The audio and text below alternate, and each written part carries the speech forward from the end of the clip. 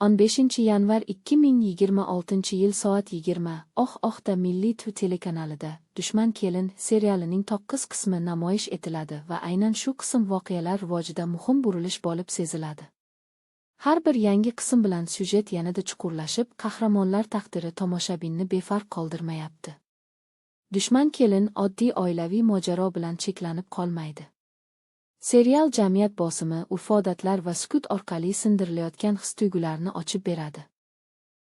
9-qismda bosh qahramonning ichki kurashi yanada aniqroq ko'rinadi. U nafaqat atrofdagilarga, balki o'z qo'rquvlariga ham qarshi turishga majbur.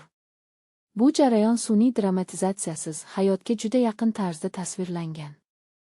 Aktyorlik ijrosi serialning eng kuchli tomonlaridan biri bo'lib qolmoqda. Har bir nigoh, har bir sukut ortida katta ma'no bor.